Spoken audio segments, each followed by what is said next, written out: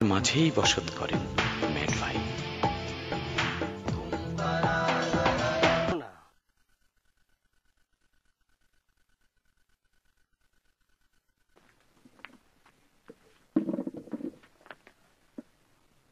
চ্যালেঞ্জটা গ্রহণ করেছি বলে কি আপনি আমার উপর রাগ করেছেন বস? চ্যালেঞ্জ গ্রহণ করার জন্য তো রাগ করেছি, ঠিক আছে, তার চেয়ে বেশি রাগ করেছি তোমার বেয়াদবির জন্য। ওরে আল্লাহ, আমি আপনার সাথে বেয়াদবি গ্রহণ করলাম? তুমি বেয়াদবি করনি, তোমার আমি চ্যালেঞ্জ নিতে নিষেধ করেছিলাম, তুমি সেটা ভায়োলেট করেছো। তার মানে হলো তুমি আমারে বস হিসাবে মেনে নিতে পারোনি। তোমার সাথে তো আমার গোপন পরামর্শ করা যাবে না। বস, আপনি আমারে ভুল বুঝতেছেন। আমি আপনারে বস হিসেবে মেনে নিয়েছি। এই বেয়াদব ছেলে, তোমার না কইছি গায়ে হাত দিবে না? Sorry boss. তাহলে পরে চ্যালেঞ্জ কি জন্য নিলে? আপনারা আমি বস বলে মেনে নিয়েছি বলেই তো চ্যালেঞ্জটা নিলাম। যতদূর শুনেছি বড় মেয়ের কাছে আপনি বারবার দুর্মুষ্খার কাছে কোলবালিশ ফাইটে যে ঝাড় খেয়ে ফিরে আসেন, এই ঝাড় খাওয়ার প্রতিশোধ হিসাবে আমি চ্যালেঞ্জটা গ্রহণ করেছি। তুমিও চ্যালেঞ্জ গ্রহণ করে প্রতিশোধ নিতে পারবি না, তুমিও দুর্মুজের কাছে ঝাড় খেয়ে চলে আসবে। বস, ঝাড় খাই আর যা খাই, এই বসের জন্য আমি যে একটু ফাইট করব, সেটাই আমার মনের মধ্যে সবচেয়ে বড় সান্ত্বনা বস।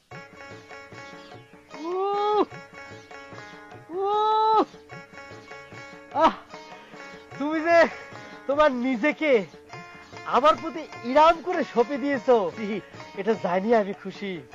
তুমি লড়ে যাও। জি বস। আরে দিদি নাইলাজ, তুমি লড়ে যাও। ওই তরমুজে 2-3 বার মশান মারতে পারলে আমি খুশি। সেটা আপনি চিন্তা করেন না, কিন্তু বস একটা সমস্যা, এই যে 3 জন সাপোর্টার আমি কোনে পাবো সেটা নিয়ে তুমি কোনো চিন্তা করো না, সেটা আমি জোগাড় করবো। ঠিক আছে। আচ্ছা, আর একটা প্রশ্ন মনের মধ্যে আসতেছে, এই ফাইট করবো আমি, সাপোর্টার কিসের জন্য লাগবে একটু বুঝতে পারতেছি। ওরে মুখ্য বালক, শোনো, ভোটের মধ্যে একটা নিয়ম আছে। জি। স্বতন্ত্র পার্টিতে দাঁড়াতে হলে জি 1% সাপোর্টার লাগে। জি জি। সেরামি দুর্মুজের সাথে ফাইট করতে গেলে 3 জন সাপোর্টারের প্রয়োজন হয়, বুঝতে পারিস? জি বস। সাইডে বসো। জি বুঝতে পেরেছি বস। যাই হোক, সাপোর্টার আপনি জোগাড় করে দেবেন, কিন্তু আমার শোয়ার ব্যবস্থাটা কিন্তু এখনো হইল না বস। এটা হবেনি, আমি তোমার প্রতি প্লিজ। যাক, আমার খুব ভালো লাগতেছে। বলে আর একটা প্রশ্ন আছে। কি প্রশ্ন? আপনি মাঝে মাঝে দিয়ে এই যে কালা মোটা টুপি পরেন, আবার গামছা পরেন, এটার মাঝে যাকে গরম নাই শীত নাই, এরকম টুপি পরে করেন কিসের জন্য? তুমি তো একজন কি বলবো কামলা মানুষ তো। জি বস। লেখাপড়া করনি, শিক্ষিত ছেলে না। জি বস। ফ্যাশন ছিল ফ্যাশন। জি না বস। মানে নিজেকে প্রকাশ করতে গেলে, জি, মডার্ন হতে গেলে জি জি অনেক কিছু করতে হয়। টুপি পরতে হয়, টুপি পরতে হয়, সুন্দর করতে হয়। তুমি ছায়াছবি দেখেছো ইদানিং? মডার্ন ছায়াছবি? না না বস, এইসব নায়করা খুব সুন্দর সুন্দর টুপি পরে, জি বস, তারপর গামছা পরে মডার্ন মডার্ন ভাবে চলতে হয়। বিয়ে শাদী তো করনি? না বস। দরকার হবে। জি বস। বুঝতে পারিছো?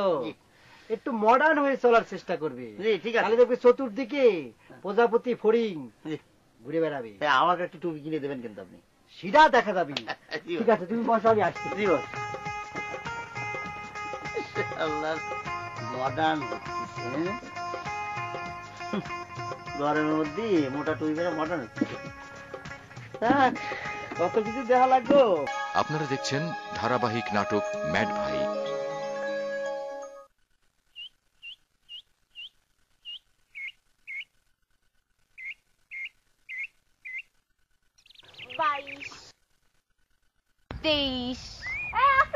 এরপরে কিন্তু আমার 24, 25, 26, 27, 28।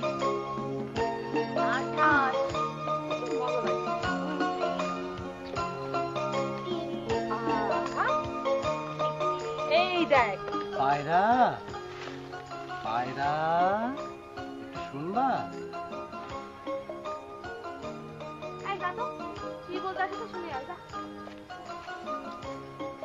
এই যে কি করবেন কোন?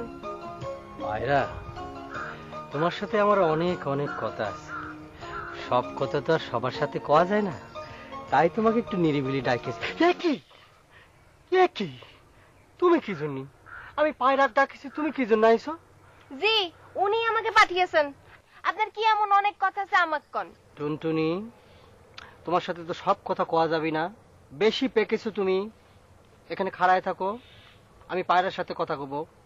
সরো, সাইড হও, স্যার বলেছে, টিচার বলেছে। স্যার তা কোথাকার? পায়রা, আমি তোমাকে আসতে কলাম, আর তুমি টুনটুনিকে আমার কাছে পাঠালে কি জন্য? কেন? আপনার তো আমি বলেছি আমি যতদিন ঢাকায় থাকবো ততদিন আপনি টুনটুনির পায়রা হিসেবে ধরে নিয়ে চলবেন। আল্লাহ, তুমি তো এখনো ঢাকা যাওনি। আরে ম্যাট ভাই যদি আজকে পথের মধ্যে বাধা না দিত তাহলে তো আপনি ঢাকায় থাকতেন। আর ধরে নেন যে আমি ঢাকায় চলে গেছি, যান এই যা বলার ওই টুনটুনিরে গিয়ে বলেন। তুমি অনেক অনেক ভেজাল করতে পারো। শোনো, আমি একটা কথা বলি, তুমি যেমন তোমার অনুপস্থিতিতে টুনটুনিকে তোমার প্রতিনিধি বানিয়েছো, আমার একটা কথা আছে, আমার অনুপস্থিতিতে উজ্জ্বলের কাছে তুমি এখন সব কথা বলবে, এবং উজ্জ্বল যেটা বলবে সেটাই আমার কথা হিসেবে তুমি বিবেচনা করবে, ঠিক আছে? আচ্ছা ঠিক আছে, তাই করবো। তা এখন কথা কি কথা? ওই উজ্জ্বলরে কিন্তু বলবেন যেন আমরা ডাইরেক্ট কিছু না বলে, টুনিরে গিয়া বলে, কারণ এখন থেকে টুনটুনি যা বলবে সেটাই আমার কথা হিসেবে ধরে নেবেন। যান। ও, তার মানে হলো আমি উজ্জ্বলকে কথাটা বলবো, উজ্জ্বল বলবে টুনিকে, টুনি বলবে তোমাকে। মানে হলো আমার প্রতিনিধি উজ্জ্বল আর তোমার প্রতিনিধি টুনটুনি। বাহ বাহ, খুব ভালো, সুন্দর, ফাইন একটা পলিসি। টুনটুনি, কাম হিয়ার। কি? Sit down. নো, সিট, দাঁড়াও। আচ্ছা, এই উজ্জ্বলের 3 জন সাপোর্টার লাগবে, তুমি ব্যবস্থা করো। আর সে একটা চ্যালেঞ্জ মারিছে দুর্মুজদের সাথে এসে কোলবালিশ ফাইট করে, তুমি এগুলো সব ব্যবস্থা করো, ঠিক আছে? শিক্ষক বলেছে অর্ডার।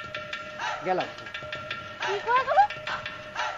আমাকে নয়া কামলা আমাকে দুর্মশালের লোকে চ্যালেঞ্জ করেছে। পাগল হয়েছে নাকি? কি করছে? সব সময় পায়রা পায়রা করে। উরি আল্লাহ, তার সাহস তো কম না। নয়া কামলা শুনি কি? চিন্তা করে দেখেছো ওই দুর্মশালের লোকে কি সেমনি চ্যালেঞ্জ করলো? আরে বাদ দে তো, যে চ্যালেঞ্জ করে করুক গে। আচ্ছা আমি খেলবো দে। আচ্ছা বয়, এবার তুই বয়। এই বছরে আমি তোকে জোরে ধাক্কা দিয়ে না ফেলেছি, দেখিস তাহলে। তুই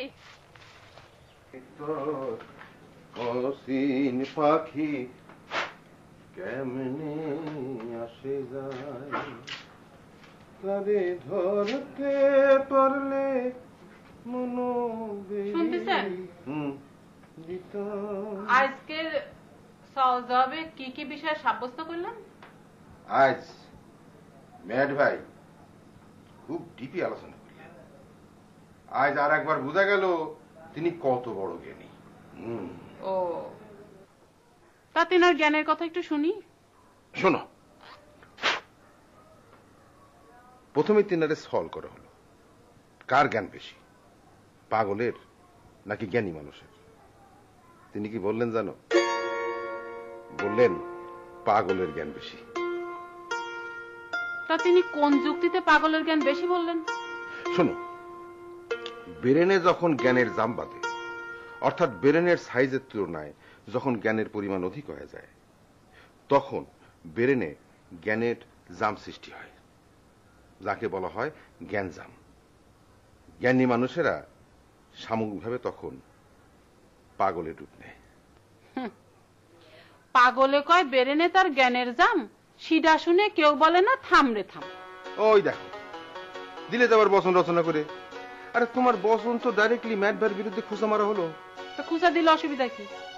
আপনার ম্যাট ভাই তো বলেছেই আমি যারে ইচ্ছা যত খুশি ইচ্ছা খুঁজা দিয়ে বচন রচনা করতে পারি, শুধু সেটা প্রচার প্রকাশ না হলে কোনো অসুবিধা নেই। হ্যাঁ, ঠিক বলিস। তোমার এই বচন প্রচার প্রকাশ না হলেই তুমি যা ইচ্ছা সেই বচন রচনা করতে পারো, তবে সেটার জন্য আমার কাছে প্রচার প্রকাশ না হয়, ঠিক আছে? জি না, সেটা আমি করতে পারবো না। আপনি হচ্ছেন আমার প্রিয় স্বামী, আমি যে বচন রচনা করব তা আপনাকে না শুনে আমি থাকতে পারবো না। ও, তার মানে হচ্ছে তোমার সকল খুঁচা মারা বচন বহন করতে হবে আমারে, না? হ্যাঁ, তালি পরে তোমার বসন দিয়ে তোমার একটা কথা করছি। আমার একটা মাত্র মাথা, তার মধ্যে বইতে হবে তোমার হাজার যন্ত্রণার কথা। বাবা বাবা, বড় মেয়েকে একটু বাইরে আসবেন প্লিজ। ও ধরো তো।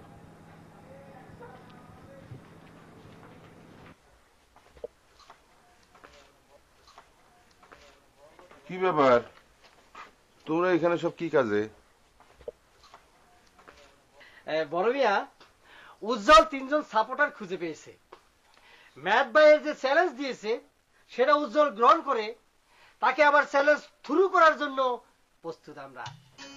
তুমি কি সজ্ঞানে সাপোর্ট করেছো মা পায়রা? যে আব্বা, আমি তারে সজ্ঞান আর অজ্ঞানে দুপক্ষরে সাপোর্ট করেছি। এটা আবার কিরম কথা হলো? সজ্ঞানে অজ্ঞানে দুই প্রকার সাপোর্ট হয় কি করে? সজ্ঞানে সাপোর্ট হলো আমি কোলবালিশ ফাইট দেখতে পছন্দ করি, সেই জন্য তারে সাপোর্ট করলেন। আর অজ্ঞানে হলো আমাকে নয়া কামলা কোলবালিশ ফাইট কিরাম করে করে সেটা তো করতে পারবো না, সেটা হলো অজ্ঞান সাপোর্ট। যুক্তিটা তো ভালোই। তো তুমি মা, তুমি? জি আব্বা, আমি তো অজ্ঞানেই সাপোর্ট করেছি, কারণ দুলু ভাই আমাকে সাপোর্ট করতে করেছে, তাই আমি অজ্ঞানেই সাপোর্ট করেছি। সে তো আমাদের লজিক মাস্টার, আর লজিক মাস্টার বলতে তো আমি অজ্ঞান। শিক্ষকের প্রতি এরম ভক্তি শ্রদ্ধা থাকা ভালো। তো আরেকজন সাপোর্টার কিরা? আমি নিজেই বড় মেয়ে। তালি হয়েছে। তুমি এই পর্যন্ত 10 বার দুনুষের কাছে হারিয়েছ। তুমি সাপোর্ট দিলে যে নয়া কামলার কি হবে নে? যাকে তো নয়া কামলা, তুমি কি সজ্ঞানে রাজি হয়েছো? জি বড় মেয়ে, আমি সজ্ঞানে রাজি হয়েছি। পাল্টা চ্যালেঞ্জ জানায় আসার পরে খেলতি না চালে কিন্তু ওয়া খবর দিয়ে চলে আসা লাগবে না। 500 টাকা জরিমানা, কথাটা মনে রেখো, ঠিক আছে? পাল্টা চ্যালেঞ্জ জানা গেছে, খেলতে চাও যাও। দোয়া করেন আব্বা। চলবে ফাইট চলবে, নয়া কামলা লড়বে। চলবে ফাইট চলবে, নয়া কামলা লড়বে। কত হাতি গোড়া জল তলে গেল গে, আরে মশা আসছে। চলো চলো, যেতে দিবেন।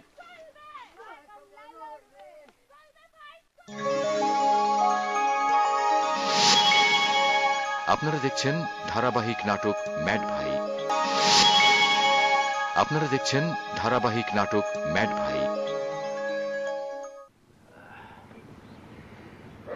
আপনার কি মনে হয় ম্যাড ভাই, শিরোমণির নয়া কামলা কি আমার চ্যালেঞ্জ গ্রহণ করবে? আমি কি করে বলবো, আমি তো আর তার মনের মধ্যে বসে নেই। আপনার আবার কারো মনের ভিতর বসে থাকতে হয় নাকি? আপনার মনেই তো সবাই বসে থাকে। আপনার মনটা হচ্ছে ক্যামেরা, সবার চেহারা বেশি ওঠে। এই ক্যামেরার কথা মনে করে তো খুবই ভালো করেছো। ওই যে সেদিন একটা সাংবাদিক আসলো না, ওই যে সাপ্তাহিক চুলসেরা কোত্থেকে জানে আসলো, তোমার সঙ্গে কোলবালিশ ফাইটের কথা বলে একদম ভয়ে লেজ তুলে পারলো ওই যে ক্যামেরা রেখে। হ্যাঁ, ভয়ে আসছে না আর কি, যদি আপনি তারে আবার কুলবালিশ ফাইটে নামান। এই দুর্মুষ, তোমারে বলেছি না যে মাথা মুছার সময়, কথা বলার সময় খুব খেয়াল করে মাথা মুছবে, কারণ আমার মাথাটার পেছন সাইড, ব্যাক সাইডে আস্তে করে চাপ দিবে, ঠিক আছে? থুকু, মনে ছিল না। আচ্ছা ম্যাট ভাই, জ্ঞানের জাম কি পিছনের দিকে বেশি? জামের উপর বেশি চাপাচাপি করলে জাম আর ঘন হয়ে যায়। আস্তে করে চাপতে, ঠিক আছে? আস্তে করে, আস্তে করে, খুব আরাম করে। হ্যাঁ,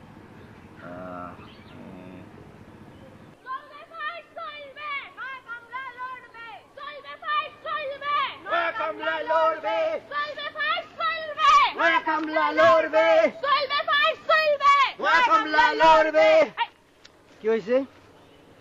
নয়া কামলা, এখনো কিন্তু সময় আছে, ভালো করে চিন্তা করে দেখো এই পাল্টা চ্যালেঞ্জ করবি কিনা। হারা জিতাটা কোনো বিষয় না বড় মেয়ের বড় বেটি, সাহস হচ্ছে বড় কথা। চলেন তাহলে তো চলে গান ধরো সবাই আবার। চলেন। চলবে ফাইট চলবে, নয়া কামলা লড়বে। চলবে ফাইট চলবে, নয়া কামলা লড়বে। কারা জানি আসছে ম্যাট ভাই। কারা আসে? ওই শিরোমণি সাহেবের নয়া কামলাকে চ্যালেঞ্জ শুরু করতে আসছে নাকি? যে না তাকায় দেখেন।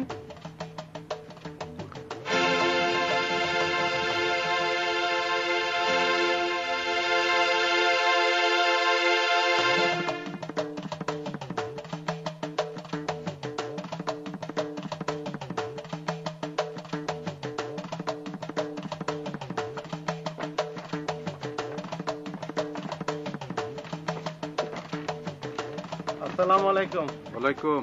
ওয়ালাইকুম কি? ওয়ালাইকুম বলে আরবিতে কোনো শব্দ নাই। সালামটা কমপ্লিট করেন, তাহলে সালামের বিনয়টা প্রকাশ পায়। ওয়ালাইকুম সালাম। আরা পুলিশের লোক। কার লোক? পুলিশের লোক, পুলিশ। টুকু মিয়া, তোমারে না কতবার বলছি নোয়াখালীর ভাষায় পুলিশরে পুলিশ বলবা না, পুলিশ মানে গর্দব। তুমি পুলিশরে পুলিশ বলে পুলিশ ডিপার্টমেন্টের ভাবমূর্তি নষ্ট করো। কই স্যার, আই তো পুলিশরা পুলিশই কই, আর না খালি পুলিশ হনেন। তুমি একটু থামো। আপনি কি মেট ভাই? যে উনি মেট ভাই, তা আপনারা ওনার কাছে কি কাজে? পুলিশ ডিপার্টমেন্টে কি প্রবলেম চলছে? পুলিশ ডিপার্টমেন্টে প্রবলেম চলছে মানে? সবাই ধরেন ওই ম্যাট ভাইয়ের কাছে আসে প্রবলেম সমাধান করতে, তাই আপনাদের দেখে ভাবলাম হয়তো পুলিশ ডিপার্টমেন্টেও প্রবলেম চলছে। আরে ছেলেটা তো ভালোই বলেছে। আর পুলিশ ডিপার্টমেন্টের প্রবলেম দেখা দেবে সেদিন যেদিন পুলিশ ডিপার্টমেন্টে কোনো প্রবলেম থাকবে না। আর প্রবলেম নাই, এটাই তো পুলিশ ডিপার্টমেন্টের বড় প্রবলেম। স্যার আন্নের লেকচার সারি যে কামে আইছেন হে কাম করি তাড়াতাড়ি হিরি চলে।